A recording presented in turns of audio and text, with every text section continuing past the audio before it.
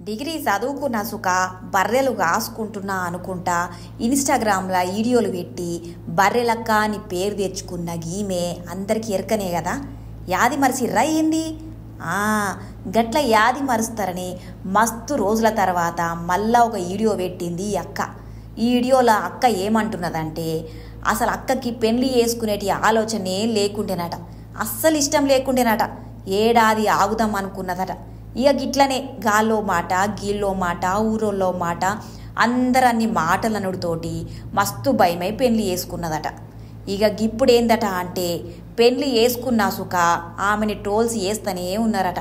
పాపం అక్క మస్తు ఏడ్చుకుంటా ఇగో గీ వీడియో పెట్టింది.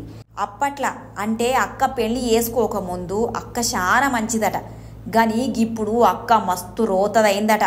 అక్కనే చెప్పబట్టే ఇగో ఇనుర్రి బర్రెలక్క ఓళ్ళని ఏమనదట, గాని కర్మ మాత్రం ఓళ్ళని ఇడిచిపెట్టదంటుంది.